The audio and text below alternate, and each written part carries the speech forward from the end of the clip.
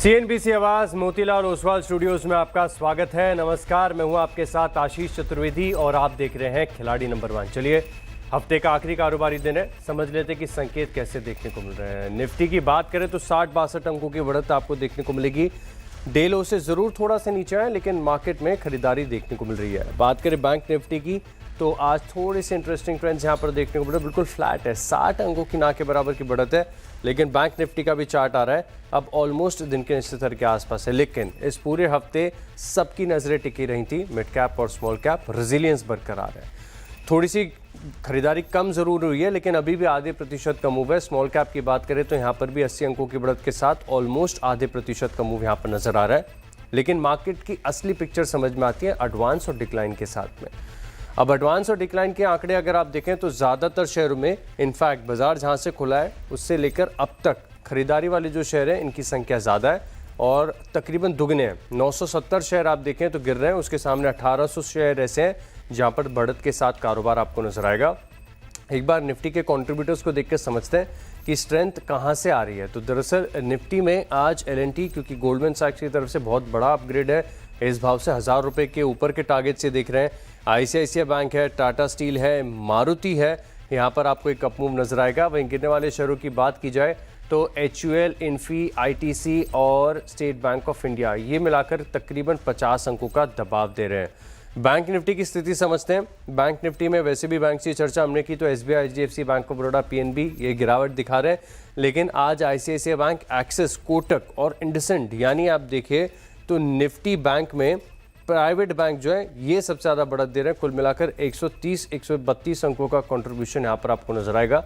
लेकिन ये हफ्ता उतार चढ़ाव के लिहाज से देखें तो बहुत इंटरेस्टिंग देखने को मिला, जहाँ पर काफ़ी गिरावट के बाद रिकवरी की भी ट्रेंड आपको इंटरेस्टिंग तौर पर नजर आए। अब शो में स्वागत करते हैं सबसे पहले प्रूडेंट कॉर्पोरेट एडवाइजरी के प्रदीप हुचंदानी, सैमको सिक्योरिटीज के धूपेश धमेजा और मंत्री फिनमार्ट के अरुण कुमार मंत्री हमारे साथ। आप तीनों को नमस्कार, शो में स्वागत है। और आपसे मार्केट की राय लें इससे पहले एक काम करते हैं, एक बार कल 3:30 बजे तक की परफॉर्मेंस देख लेते हैं, क्या परफॉर्मेंस आई है, कौन से स्टॉक्स रिकमेंड किए। प्रदीप जी के गेन्स हो गए गायब, सिर्फ 0.3% की तेजी रहेगी, लेकिन शुक्र है नेगेटिव में नहीं आए। धूपेश जी के पोर्टफोलियो में देखें तो 2.5% तक का तकरीबन कट है। अरुण कुमार मंत्री का पोर्टफोलियो अब 2% नीचे है। समय ज़्यादा नहीं बचा है, आज 3:30 बजे तक का समय है, फेरबदल कर सकते हैं पोर्टफोलियोज में। प्रदीप जी, पहले आपसे मार्केट का चेक लेना चाहूंगा, बताइए कैसा लग रहा है सेटअप। जी, गुड मॉर्निंग एवरीवन। तो निफ्टी तो हमारा भी थोड़ा सा कॉशियस रहा है जब तक ऊपर की साइड के रेजिस्टेंस हम क्रॉस नहीं करते। और जो रिसेंट फॉल हमने कल देखा, एक नया इंटरमीडिएट लो बना, तो एक जो रेजिस्टेंस हम देख रहे थे वो करीबन 26,950-26,000 का एक रेजिस्टेंस जोन है जिसको हम ट्रैक कर रहे हैं। तो वही ये एक रेजिस्टेंस जोन है जहाँ पे 20 DMA भी प्लेस्ड है 26,030 के आसपास। ये एक रेजिस्टेंस जोन है जिसका डिसाइसिव क्रॉसओवर होना जरूरी है निफ्टी पे अपने सस्टेन होने के लिए। निफ्टी बैंक पे हमने रिलेटिवली पॉजिटिव व्यू होल्ड किया है क्योंकि ये ने 34 DMA को इसने तोड़ा नहीं था और वहाँ पे बेस बना के ये रिबाउंड हुआ है। हालांकि आज का जो टॉप है वो रिसेंट टॉप्स को कनेक्ट करते हैं उस ट्रेंड लाइन से कोइंसाइड हो रहा है। तो यहाँ पे 59,500 के क्रॉसओवर का वेट करेंगे फर्दर अपने के लिए। निफ्टी मिड कैप और स्मॉल कैप इंडेक्स भी जो कल के लो से अपमूव देखी थी उसके बाद आर्ली चार्ट्स पे अपने रेजिस्टेंस पे आए हैं। तो यहाँ पे भी हम आज की जो हाई है उसका क्रॉसओवर का वेट करेंगे फर्दर अपमूव के लिए। ऑल राइट, धूपेश जी क्या नजरिया बन रहा है सर स्मॉल कैप और मिड कैप्स पे। स्मॉल कैप बेसिकली हमने जैसे स्टार्ट ऑफ द वीक ही बताया था कि करंट एक अच्छे सपोर्ट्स के अराउंड ट्रेड हो रहा है, बट करंटली अभी भी इतना कन्विक्शन आया नहीं है स्मॉल और मिड कैप पे। करंटली अगर हम देखें स्मॉल कैप अराउंड 17,300 के अराउंड ट्रेड हो रहा है, बट जो स्विंग हाई हम देख रहे हैं 17,500, जब तक 17,500 के ऊपर डिसाइसिवली सस्टेन नहीं होता तब तक स्मॉल कैप में कंटिन्यू एक डाउनवर्ड ट्रेंड हम लोग को प्रॉफिट बुकिंग के हिसाब से एक डाउनवर्ड ट्रेंड हम लोग को मिलता रहेगा। साथ ही साथ अगर हम देखें मिड कैप का जो स्विंग हाई है कंटिन्यू लोअर लो के फॉर्मेशन में ट्रेड होता हुआ दिख रहा है, बट जो स्विंग हाई अभी भी इंटैक्ट है अराउंड 60,800 60,700 के अराउंड। तो जब तक वो क्रॉस नहीं होता तब तक स्टॉक्स में भी इतनी अच्छी खासी मोमेंटम विटनेस नहीं होती हुई दिखेगी। ये जो मूव था वो एक प्रॉफिट बुकिंग का ही मूव बोल सकते हैं हम लोग। करंटली एक रेंज ही है 60,600 से लेके नीचे में 58,950 का। यहाँ पर रखेंगे खास फोकस। अरुण सर अपना व्यू बताइए। Good morning Ashish ji. आशीष जी, मुझे लग रहा है मोमेंटम पॉजिटिव होना चाहिए। डेरिवेटिव्स डेटा काफी पॉजिटिव हुए हैं, खासकर इंडेक्स और स्टॉक्स के रिलेटेड। तो कहीं ना कहीं मोमेंटम नीचे की तरफ में बाइंग देखने को मिलेगी। तो ओवरऑल रेंज 25,850 26,100 के बीच में है। पर आशीष जी, मेरा व्यू पॉजिटिव है। अगर इंट्राडे डिप मिलता है तो मार्केट में खरीदारी करके चलेंगे। इंट्राडे डिप मिलती है तो खरीदारी यहाँ पर करके चलनी चाहिए। तो अब एक काम करते हैं, बिना देरी के एक एक का परफॉर्मेंस देख लेते हैं। परफॉर्मेंस तो देख लिया, पोर्टफोलियो देखेंगे। प्रदीप जी का पोर्टफोलियो आपकी स्क्रीन पर आएगा। देखते हैं कि किसके चलते कौन सा ऐसा स्टॉक है जो सारे गेंस को गायब कर गया। प्रॉफिट बुकिंग हो गई आयशर में। वेल्समन लिविंग अभी भी होल्ड है और कमेंस यहाँ पर अभी भी एक्शन पॉजिटिव साइड पर बना हुआ है। होल्ड की राय है यहाँ पर। प्रदीप जी, तो आपके पास विकल्प है एक शेयर को ऐड करने के लिए, क्योंकि 2 पोजीशन आपकी ऑलरेडी ओपन है। कौन सा चुनेंगे सर? कैपिटल गुड्स स्पेस से BHEL भेल को चुनेंगे। बाकी कैपिटल गुड्स स्टॉक्स के साथ इसमें भी एक अच्छा मोमेंटम आज देख रहे हैं। और पिछले दिनों एक स्टीप करेक्शन जरूर से देखा था, जहाँ पे बिल्कुल ये 34 DMA का सपोर्ट लेके रिबाउंड हुआ है और आज के शुरुआती कारोबार में ये ब्रेकआउट कंफर्म कर रहा है। तो यहाँ पे 275 का स्टॉप लॉस रहेगा और 305 के टारगेट रहेगा। 305 तक के टारगेट्स यहाँ पर देखने को मिल सकते हैं। धूपेश जी का पोर्टफोलियो स्क्रीन पर आएगा। समझते हैं किसके चलते यहाँ पर गिरावट देखने को मिल रही है। तो पोर्टफोलियो के लिहाज से जो आइडियाज़ आपके साथ डिस्कस किए थे, उनमें पोजीशन के लिहाज से स्कोप 2 का बन रहा है। डिविस लैब यहाँ पर आप देखें तो प्रॉफिट बुकिंग हो गई। आइनॉक्स विंड अभी भी होल्ड है। 2 का स्कोप है सर आपके पास। पहला स्टॉक कौन सा होगा? पहला स्टॉक हमारा टाइटन रहेगा। टाइटन अच्छे रिवर्सल काइंड ऑफ फॉर्मेशन, अच्छे कंटिन्यूस काइंड ऑफ फॉर्मेशन का ब्रेकआउट विटनेस होते हुए दिख रहा है। प्रीवियस 3 दिन के हाई को क्रॉस करते हुए दिख रहा है। करंट लेवल से खरीदारी की सलाह रहेगी। नीचे में 3775 का हम स्टॉप लॉस मेंटेन करेंगे। अपसाइड के लिए 4050 के टारगेट हम देख सकते हैं।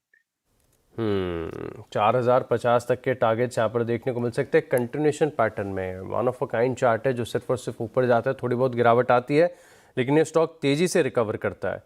अब एक काम करते हैं, अरुण कुमार मंत्री का पोर्टफोलियो देखते हैं किसके चलते पोर्टफोलियो में आ रहा है डेंट। अब इसमें अवंती फीड्स हो गया एग्जिट। प्रॉफिट बुकिंग 2 शेयरों में। एक्मे सोलार अभी भी होल्ड है। यानी सर आपके पास विकल्प है 2 शेयरों को ऐड करने का। ओपन पोजीशन सिर्फ एक है। कौन सा स्टॉक चुनेंगे? आशीष जी, अगेन एक ही दिन का गेम शो है, तो आज इंट्राडे के लिए मुझे लग रहा है जो स्टॉक्स मोमेंटम में है उनको ही चूज करना चाहिए। तो रोलेक्स रिंग्स, जिसका स्टॉक प्राइस 134 के आसपास चल रहा है, मुझे लग रहा है इसमें मोमेंटम काफी पॉजिटिव होना चाहिए।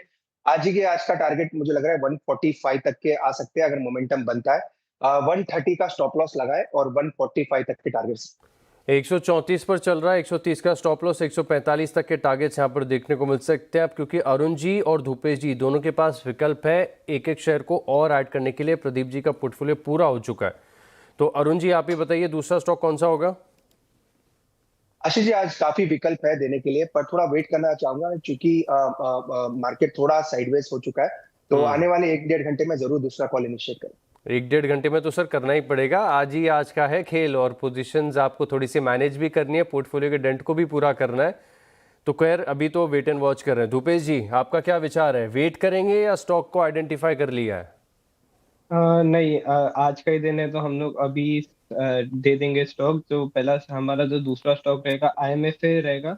प्री अटेम्प्ट कर रहे हैं ब्रेकआउट का। अगर ब्रेकआउट आता है तो इंट्राडे बेसिस में अच्छा मोमेंटम आ सकता है। करंट लेवल पे खरीदारी की राय रहेगी। 1330 का स्टॉप लॉस रहेगा। अपसाइड में 1450 का टारगेट हम लोग यहाँ से करंट देखते हुए चल रहे धूपेश जी स्टॉक का नाम कौन सा बताया? IMFA। Indian Metals and Ferroalloys. Yes yes, बिल्कुल। इम्फा यहाँ पर आपको करनी चाहिए खरीदारी। अब टारगेट और स्टॉप लॉस बताइए। टारगेट रहेगा 1480 का। स्टॉप लॉस रहेगा 1330 का। 1330 स्टॉप लॉस, 1480 का target. IMFA Indian Metals and Ferro Alloys यहाँ पर 2%। इनफैक्ट आज मेटल्स और माइनिंग के स्टॉक्स सिर्फ देखते ही बनते हैं। आप टाटा स्टील देखें, हिंदुस्तान जिंक देखें, हिंदुस्तान कॉपर देखें, सब में खरीदारी आपको देखने को मिल रही है। GMDC जैसा स्टॉक जो है ये भी करीब करीब 5-7% के मूव्स के साथ कारोबार कर रहा है। तो जब पूरा सेक्टर बजिंग हो तो ऐसे स्टॉक्स पर फोकस ज़्यादा बनकर आता है। तो यहाँ पर आप रखिएगा। पहले हम मेटल स्टॉक्स की चर्चा कर ही रहे थे। तमाम मेटल स्पेस के स्टॉक्स में अगर आप देखें तो तेज़ी देखने को मिल रही है। इनमें से एक है टाटा स्टील, जिसमें पिछले कुछ दिनों से काफ़ी बढ़िया पॉजिटिव मोमेंटम है। आज भी 2-2.5% ऊपर है। क्या कारण है और कितनी और अपसाइड बची है, जानते हैं मेरे सहयोगी यतिन मोता के साथ। यतिन बताएं। गुड मॉर्निंग आशीष। और देखिए, टाटा स्टील की बात करें तो जो एनालिस्ट कॉल हुई, यहाँ मैनेजमेंट ने अपने नीलांचल इस्पात एक्सपेंशन प्लान के बारे में विस्तार से बताया। इनफैक्ट अब इनकी योजना ये है कि 2030 तक इस प्लांट को 4.8 MTP की क्षमता के साथ इसका एक्सपेंशन करें।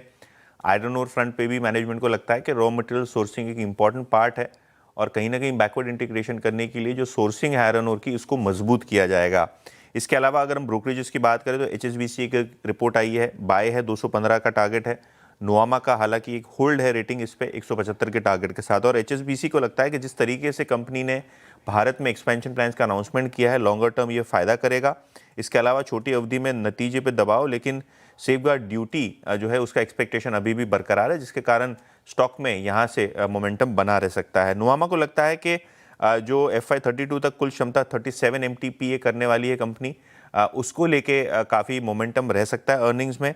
इनफैक्ट जो भारत में 750 बिलियन रुपीस का जो कैपेक्स होने वाला है, उससे कहीं ना कहीं कंपनी को फ़ायदा होता हुआ नज़र पड़ेगा। और यूरोप में भी कंपनी की एक्सपेंशन प्लान की योजना है, तो कहीं ना कहीं एक्सपेंशन प्लान्स के पीछे आज स्टॉक में काफ़ी अच्छा मोमेंटम और एनालिस्ट कॉल भी जो आउटकम है वो पॉजिटिव दिखाई पड़ रहा है। एनालिस्ट कॉल के बाद देखें तो लगातार स्टॉक में अच्छे मूव्स देखने को मिल रहे हैं। आज भी 2% ऊपर है। शुक्रिया यतिन हमारे साथ जुड़ने के लिए और विस्तार से जानकारी हमारे साथ शेयर करने के लिए। चलिए इसी के साथ बढ़ते हैं शो में आगे और बाजार में मुनाफे की राह दिखाने के लिए CNBC आवाज़ एक बार फिर ला रहा है मार्केट गुरुकुल। 2 दिनों के इस एक्सक्लूसिव वेबिनार में हम आपको पोर्टफोलियो कंस्ट्रक्शन, टेक्निकल और फंडामेंटल एनालिसिस, IPO मार्केट और रिस्क मैनेजमेंट जैसे फैक्टर्स पर फोकस कराएंगे। मार्केट गुरुकुल में मार्केट एक्सपर्ट्स आपको बताएंगे कि एक अच्छा पोर्टफोलियो कैसे बनाया जाए और समय समय पर उसमें रीबैलेंसिंग कैसे होनी चाहिए। मार्केट गुरुकुल में हिस्सा लेने के लिए स्क्रीन पर दिखाए गए QR कोड को करें स्कैन और बाजार में कामयाब होने की दिशा में एक अहम कदम आगे बढ़ाएं।